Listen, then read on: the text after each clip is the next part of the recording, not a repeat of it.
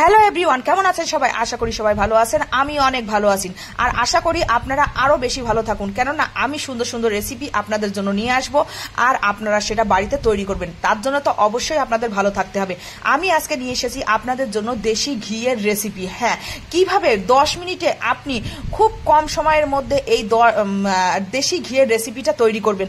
তার জন্য আমি বেশি কিছু নয়, আপনাদের কাছে মাত্র 2 মিনিট কি 3 মিনিট চাইছি। আপনারা এই 3 মিনিট ভালো করে ভিডিওটা দেখবেন, তাহলে বুঝতে পারবেন যে এত সুন্দর রেসিপি কোনো অন্য কেউ দেখাবে না, শুধুমাত্র আমি ছাড়া। তাই তো চলুন ভিডিওটা স্কিপ না করে দেখতে থাকুন। এখানে আমি 15 দিন ধরে দুধের সর জমিয়ে রেখে দিয়েছিলাম। সেই সরটা আমি ফ্রিজের মধ্যে রেখেছি। ফ্রিজ থেকে বের করে আমি আধা ঘন্টা বাইরে রেখে দিয়েছিলাম। রেখে দেওয়ার পরে তারপর আমি একটা বড় পাত্রে সেই সরটা নিয়ে হাত দিয়ে ভালো করে আমি ঘুরতে থাকছি। ততক্ষণ ঘুরতে থাকবেন যতক্ষণ না এর প্রক্রিয়াটা শেষ হয়। তো দেখবেন ধীরে ধীরে একটু একটু করে সরটা কত সুন্দর হয়ে যাচ্ছে আর কত মুলায়ম ভাবে আমি হাত দিয়ে ঘুটে ঘুটে এই ঘিটা তৈরি করছি।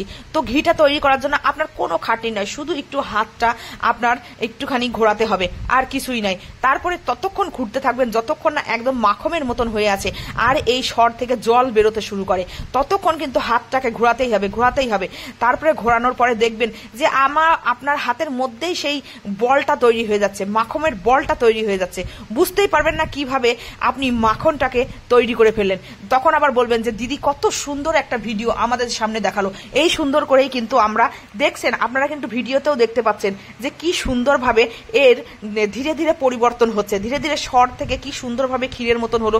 এখন দেখুন এটা একটা বাটারের মতন হয়ে গেছে।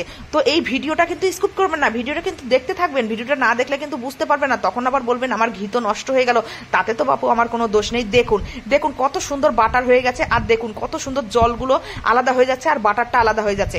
তারপরে আমি অন্য একটা পাত্রে ঠান্ডা জল নিয়ে এর মধ্যে দিয়ে দেবো। দিয়ে ভালো করে আমি বাটারটাকে তুলে নেব।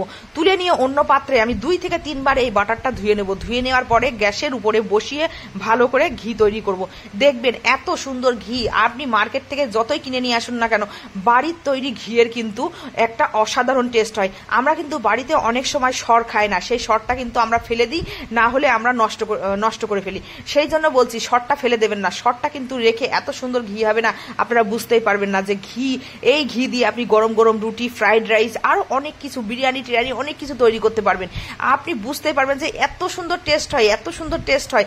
আমরা তো দোকান থেকে কিনে নিয়ে আসি, এত সুন্দর টেস্ট হয় না, কিন্তু ঘরের তৈরি ঘিয়ের এত সুন্দর টেস্ট হয় আমি তো বুঝতেই পারছি না। তাই তো বলছি ভিডিওটা স্কিপই করবেন না, স্কিপই করবেন না, একদম স্কিপ করবেন না। ভিডিওটা দেখতেই থাকবেন, দেখতে পাবেন। হ্যাঁ, তারপরে যখন আমি গ্যাসের উপর বসিয়েছি তখন আমি 1 চামচ পর্যন্ত ঘিয়ের মধ্যে মৌরি দিয়ে দিয়েছি।